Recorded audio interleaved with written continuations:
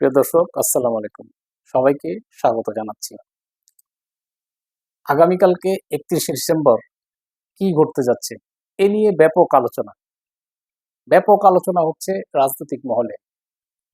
কেউ বলছেন এদিন নতুন করে একটি বিপ্লবী সরকার গঠন করা হবে।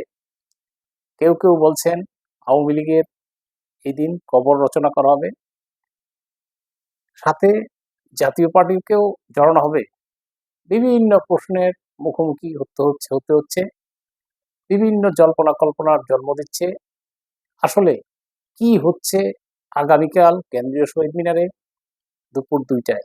এদিন বৈষম্য বিরোধী ছাত্র আন্দোলন এবং জাতীয় নাগরিক কমিটি একটি সমাবেশ আহ্বান করেছেন। এই সমাবেশকে ঘিরেই নানা উত্তেজনা, নানা কথাবার্তা রাজনৈতিক মহলে ব্যাপকভাবে আলোচিত হচ্ছে। কিভাবেই বা আওয়ামী লীগের রাজনীতি, নাম নিশানা এদেশ থেকে মুছে দিবেন বৈষম্য বিরোধী ছাত্র আন্দোলন ও জাতীয় নাগরিক কমিটি, আমরাও অপেক্ষায় রয়েছি সেটি দেখার। এখানে একটি প্রশ্ন বারবার ঘুরে ফিরে আসছে, আগামীকাল কি একটি বিপ্লবী সরকার গঠিত হতে যাচ্ছে? এই সরকারের রূপরেখাই বা কি হতে পারে? আর সবচেয়ে সবচেয়ে অবাক করা বিষয় যে একই দিন পাশাপাশি একটি অবস্থানে, অর্থাৎ সোহরাওয়ার্দী উদ্যানেও ইসলামী ছাত্র শিবির একটি সমাবেশ ডেকেছে একই সময়ে। দুঃখিত, একই সময় না, ছাত্র শিবির সমাবেশটি ডেকেছে সকাল 11টায়। এই দুইটি সমাবেশকে ঘিরেই ব্যাপক কথাবার্তা চাউর হচ্ছে।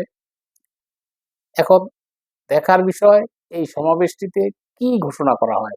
কেউ বলছেন যে একটি ঘোষণাপত্র পাঠ করবেন বৈষম্য বিরোধী ছাত্র আন্দোলন এবং জাতীয় নাগরিক কমিটি। তারা কি শুধু এই ঘোষণাপত্র পাঠের মধ্যেই সীমাবদ্ধ রাখবেন? আমরা জানি যে বাংলাদেশের বৃহৎ একটি রাজনৈতিক দল বিএনপি, যার সাথে ইতিমধ্যেই সরকার এবং এই বৈষম্য বিরোধী ছাত্র আন্দোলনের একটি বিশাল দূরত্ব সৃষ্টি হয়েছে। এটি শুধু দূরত্ব বললে ভুল হবে, একটি ভয়ঙ্কর রকমের দূরত্বর সৃষ্টি হয়েছে। বিএনপি চাচ্ছে সংবিধানের ভিতরে থেকে তাদের বা দেশের কার্যক্রম পরিচালনা করার জন্য, এবং বৈষম্য বিরোধী ছাত্র আন্দোলনের নেতারা চাচ্ছেন যে সবকিছু ছুঁড়ে ফেলে দিয়ে তারা সবকিছু নতুন করে করবেন, অর্থাৎ রাষ্ট্রপতি, সংসদ, সুপ্রিম কোর্ট সমস্ত কিছু নতুনভাবে তারা ঢেলে সাজাবেন। এই নিয়েই মূলত বিএনপির সাথে বৈষম্য বিরোধী ছাত্র আন্দোলনের দ্বন্দ্বের সূত্রপাত। আমরা জানি জাতীয় পার্টির সাথেও এই বৈষম্য বিরোধী ছাত্র আন্দোলন নেতারা প্রকাশ্যে দ্বন্দ্ব জড়িয়েছে।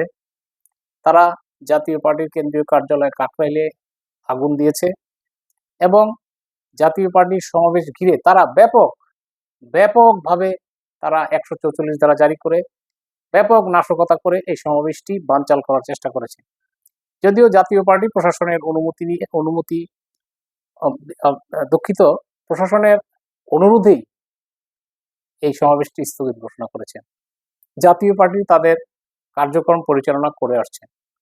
জাতীয় পার্টির সাথে সংঘাত জড়ানোর পর তারা সংঘাতে জড়িয়েছে বিএনপির সাথে।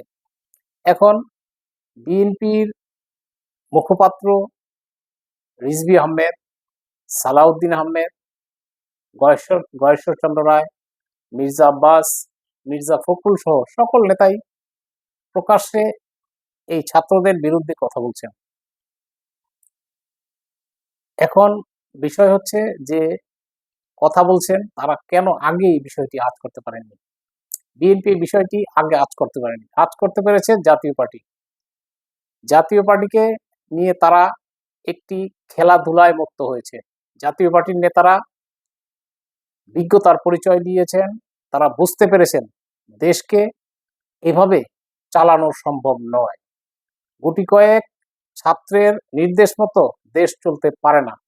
এভাবে দেশ চললে অরাজকতা সৃষ্টি হতে পারে এবং এবং সুষ্ঠুভাবে কোনোদিন দেশ পরিচালনা হতেও পারে না।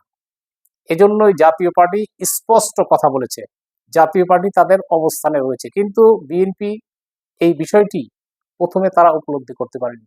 তারা ভেবেছে একটি নির্বাচন তারা আদায় করে নিবে এবং সেটা তাদের হুমকি ধামকিতে এবং সময়ের ব্যাপার মাত্র, এবং তারা ক্ষমতায় বসে যাবেন, রাষ্ট্র পরিচালনা করবেন তাদের মতো করে। তারা এখন বুঝতে পারছেন এগুলো ছিল তাদের সব ভুল ধারণা, এগুলা ছিল তাদের স্বপ্ন। এজন্য এখন তারা কিছুটা বাস্তবতা এসেছেন, এসে এখন তারা বাস্তবতার নিরিখে কথা বলছেন। এখনকার কথার সাথে জাতীয় পার্টির কথার মিলে যাচ্ছে। জাতীয় পার্টি যা বলছে বলে আসছে তাই হচ্ছে। এখন এই বিএনপির সাথে এই বৈষম্য বিরোধী এবং জাতীয় নাগরিক কমিটির যে দ্বন্দ্ব, সেটা কি সংঘর্ষ আকারে রূপ নেবে?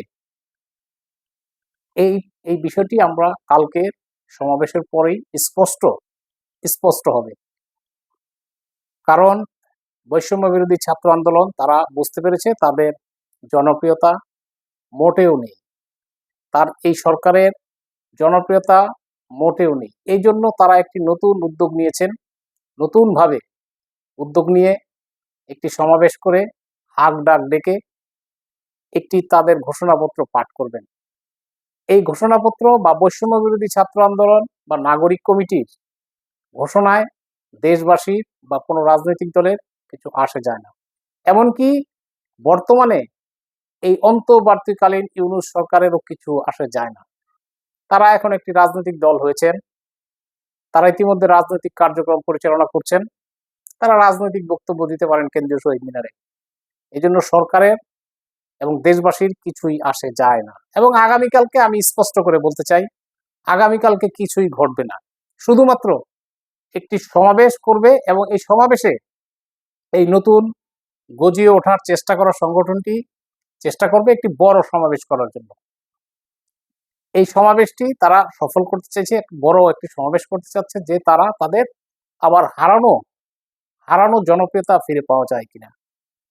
আমরা জানি ইতিমধ্যে জিনিসপত্রের যে আকাশচুম্বী দাম, আইন শৃঙ্খলা পরিস্থিতির যে চরম অবনতি, এই দুইটি জিনিসকেই আজকে 5 মাস হতে চলল এই সরকার পুনরুদ্ধার করতে পারেনি। সিন্ডিকেট আমরা কথা শুনেছি আওয়ামী লীগের আমলে, সেটি এখন আরো বেড়ে গিয়েছে। এই কারণে মানুষ আর এগুলা শুনতে চায় না, এবং এই সরকার যে এই দ্রব্যমূল্যের ঊর্ধ্বগতি এবং আইন শৃঙ্খলা পরিস্থিতি নিয়ন্ত্রণে আনতে পারবে এটাও বিশ্বাস করে না। এই জন্য তাদের এই সরকার পরিচালনা বা বৈষম্য বিরোধীদের এই ঘোষণাপত্র পাঠ করা নিয়ে সাধারণ জনগণের তেমন কোনো আগ্রহ নেই। আমরা এও দেখেছি এরা এখন অনেক কিছুই বলবে, অনেক কিছুই করতে চাবে এবং সবকিছুতেই হোঁচট খাবে। আজকে যারা প্রতিষ্ঠিত রাজনৈতিক দল তারা তারা তাদের এই ঘোষণা পাঠকে, তাদের এই সমাবেশকে ভালো চোখে দেখছে না, এবং বর্তমান যে সরকার ক্ষমতাসীন আছেন তারাও এটিকে খুব একটা সুনজরে দেখছে না। এজন্যই তারা ফেসবুকে স্ট্যাটাস দিয়ে নানানভাবে এই দিনটিকে আলোচনায় আনতে চাচ্ছে। বিপ্লব বিপ্লব বলতে কি বোঝায়? 5ই আগস্ট একটি গণ অভ্যুত্থান হয়েছে, এজন্য শেখ হাসিনা পদত্যাগ করে পার্শ্ববর্তী দেশে অবস্থান নিয়েছেন। এটা আমরা গণ অভ্যুত্থান বলতেই পারি। আপামর সাধারণ জনগণ, জাতীয় পার্টি সহ সাধারণ জনগণ এদিন রাজপথে নেমে এসেছে, এজন্যই এই গণ অভ্যুত্থানটি হয়েছে।